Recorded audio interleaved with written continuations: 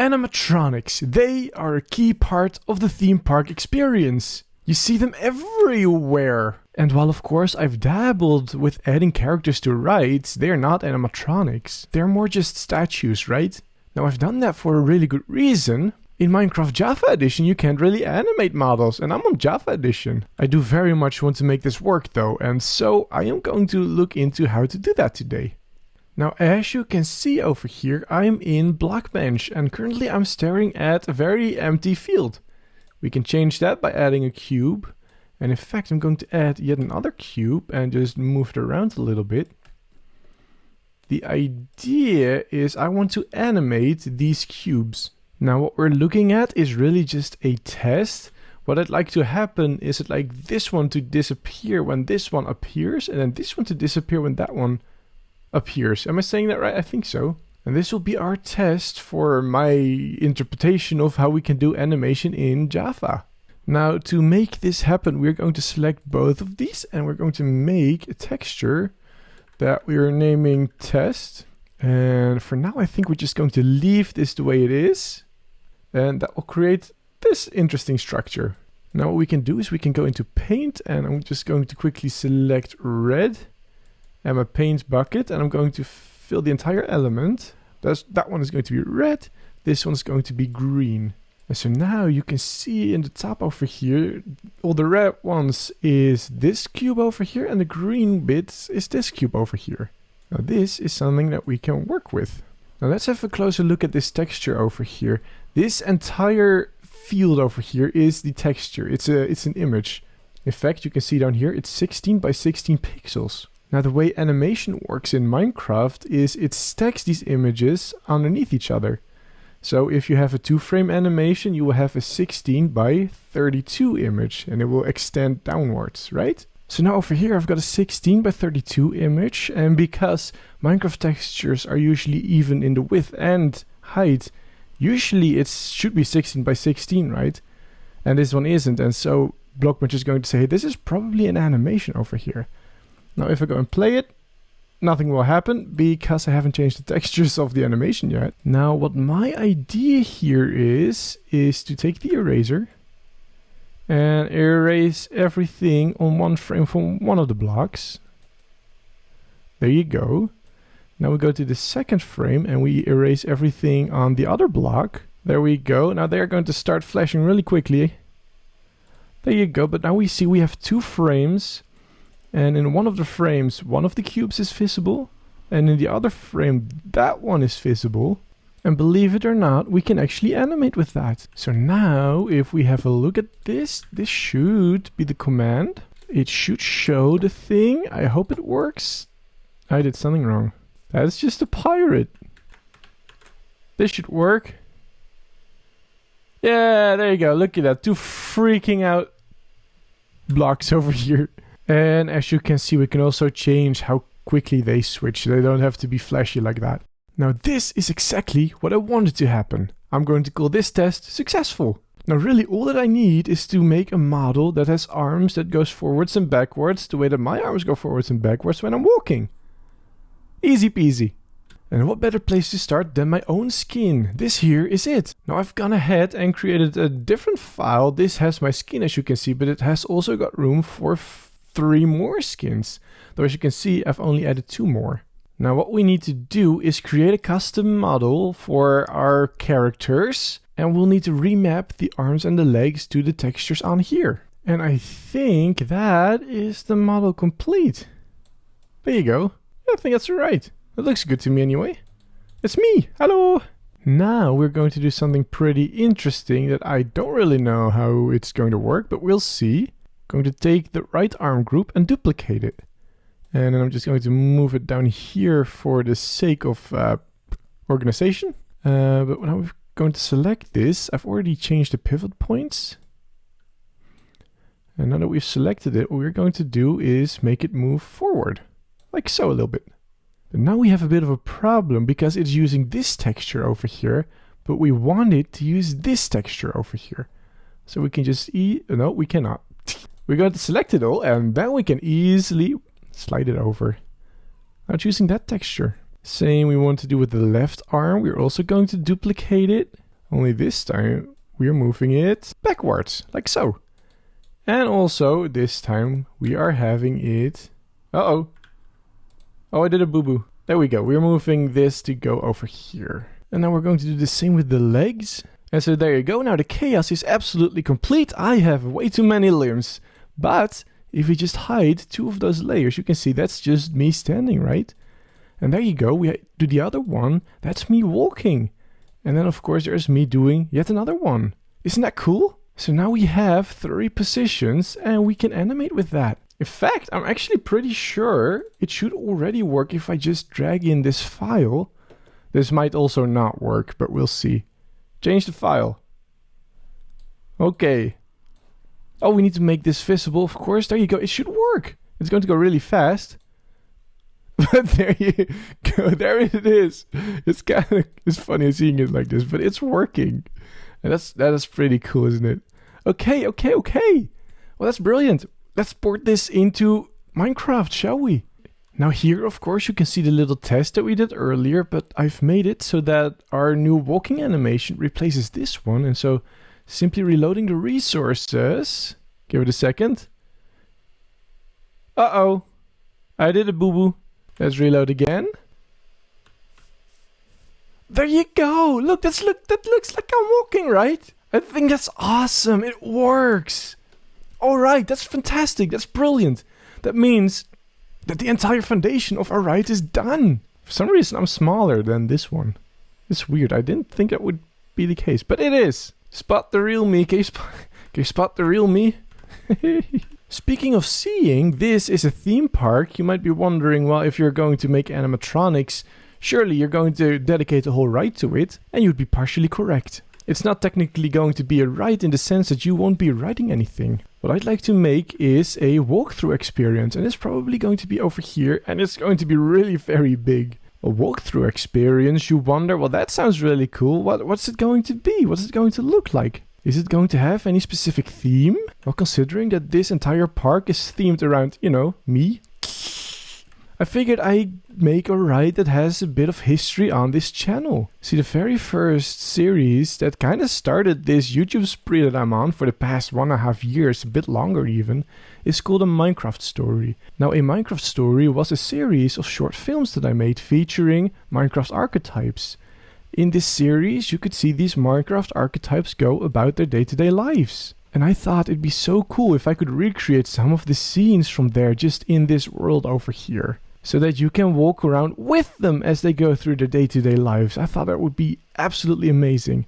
And of course, if you want to see a Minecraft Story, if you haven't seen it yet, of course there will be a link to a playlist in the description. Now, as you all should know by now, I am terribly lazy. And so instead of building an entire forest over here, I'd much rather build an altar. A very magical and mystical altar on which I shall place the button. Now this button over here is no ordinary button. It is the button that knows all, that does all, and sees all, and gives you everything you need to have. And right now what I need is a big forest with all the set pieces of a Minecraft Story in. So let's see if it will give us that. Boop! And there you have it. Look at that. That's weird. We are in the middle of a forest now. That's exactly what I wanted. I was kind of hoping it'd be farther back, but you know, it's here. It's a forest. Oh, look. We can already see the wizard's tower over there. And some of the other structures. Oh, look how cool this is. See, this button really knows all. Now, I'd love to guide you through this, but I think it's better to wait until we have the whole thing finished. We can do a walkthrough together of the entire thing. For now, you're getting to see this path.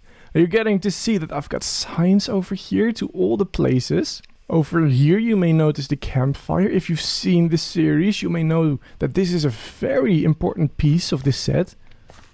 It's so cool that it's here, though. Oh, I like it. For now, what I'd like to do is focus on the redstone engineer for a little bit.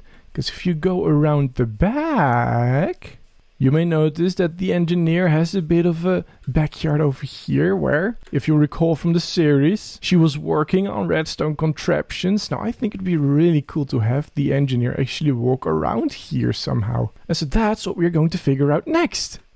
Alright, as you can see, I've just brought the engineer into the world over here. And now we kind of want the engineer, I'm thinking, to look like over here. And then like over here, and it kind of looks like the engineer is sort of working on this. So we sort of need to set out a path for the engineer to go here.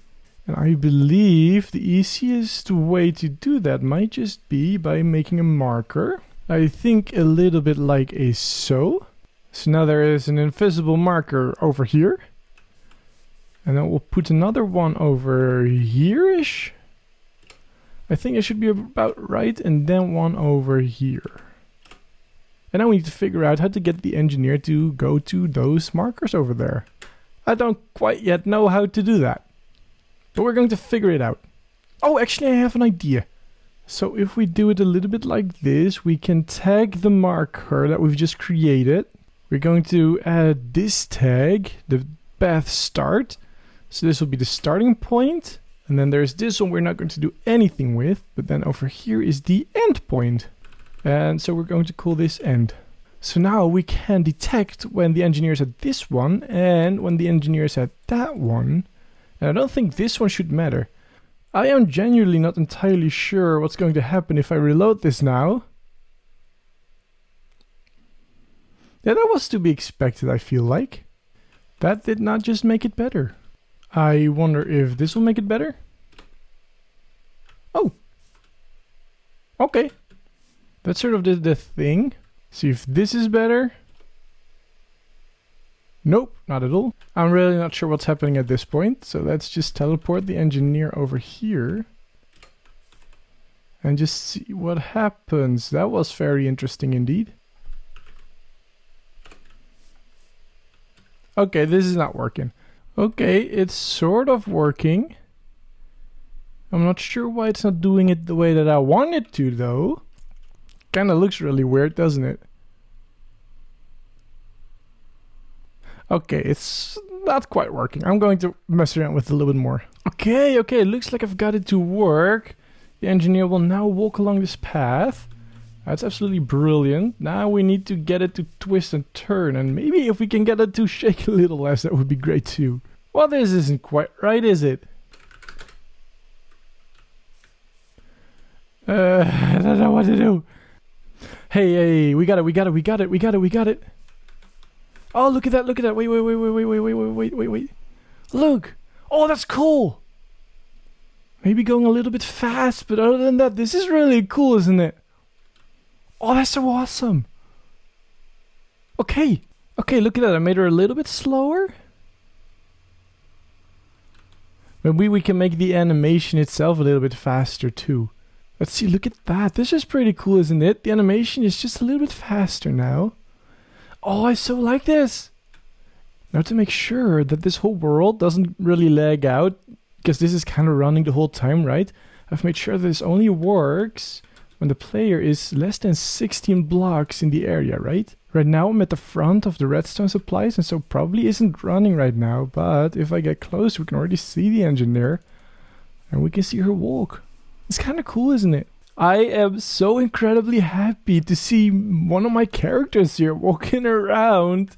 This here, it's so cool. I made this character, this is mine, and she's walking around now. I think it's amazing. But I think I now know enough to also have all the others in the park. So why don't I go ahead and put all the other in the world. Animatronics, that's the word. I'm going to put all the other animatronics in the world. There we go, we got this one in now. Oh, whoops. There we go. Now I'm wondering, does somebody know? In this series I used a lot of potatoes and I would roast them on the campfire, and I thought it'd be really cool to have them in here. But of course these, after a little while, they're going to pop off. But I'm wondering, does anyone know if there is a way to make sure that doesn't happen? That they can just stay there and just bake a little bit? If you have an idea, just let me know in the comments. For now, I kinda want to take you behind the scenes of this entire series. Oh, there they pop. You see this mountain over here? It actually serves another function than to just be a great backdrop. So if you go right over here, these are some of the behind the scenes that I used. What I do have over here is this command block. I think this is the one. This will give me the horse. And this isn't just any horse. This is the warrior's horse. And I kind of need this horse, so I'm going. Uh-oh, can I get out of here? Yeah, I think that's good. Horse, where are you going? Alright, so I've got everything and everybody in place now. And instead of just showing you the process of putting them in place, it was kind of boring. I thought it'd be a lot more fun to just give you the tour and show off everything at once in its entirety. So, as you enter the forest, you can see you're guided along this path. And over here-ish, nope, a little bit further. I know my own forest very well. Over here, you can see you've got a couple signs. Over here, you can go to the campsite and the refuger's nest. If you go that way, you can go to the wizard's tower and the hermit cave. I recommend going to the campsite first, though, as that was very central to the series. And over here, of course, you can see me waiting for you to sit down so that I can tell the stories. And now, of course, if you're done resting over here, you can continue on the path. And you can see you've got immediately some extra choices. Let's go to the refuger's nest first, which is down this path. Now you can see we've got a taiga forest over here and a dark oak forest over there.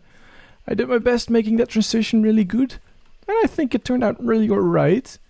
Now if you follow this path, you can see there is the refuger's nest. Of course, another central part of the story, as this is where we meet the nomad for the first time. In fact, it's right through that window over there that we see him first. Let's go in. This here is the refuger's nest on the inside, and as you can see over here, we've got the nomad. And the nomad is just casually sitting in a corner, looking around, seeing what's going on in the refuger's nest over here. It's really cool.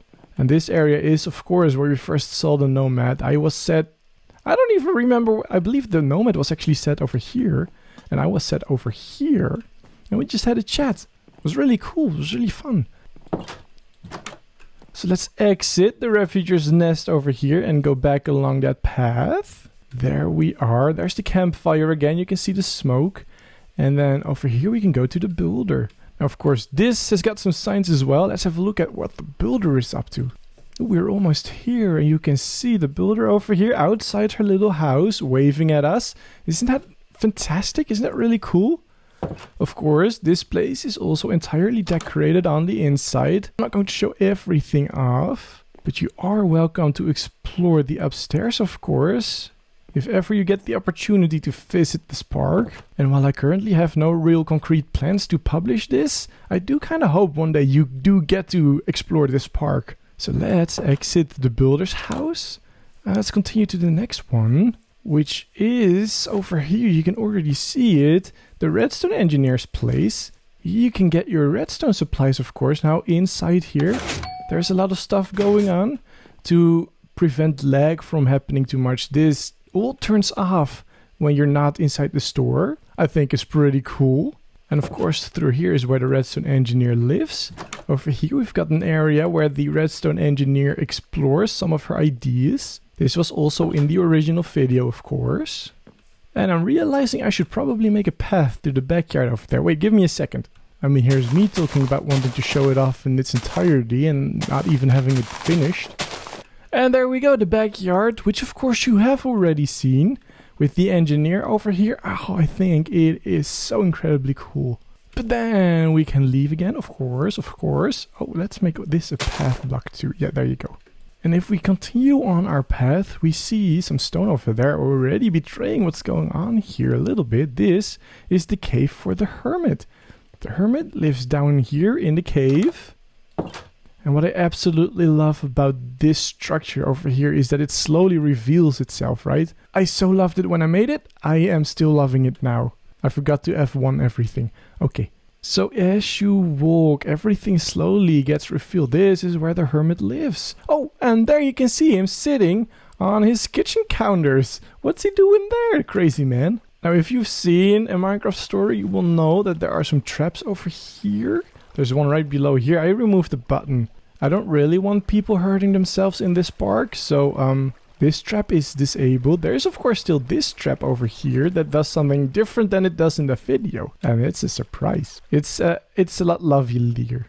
Now there is over here of course still the dark area, but because mob spawning is off in this world anyway, this is not really going to do anything. But this is pretty cool, isn't it?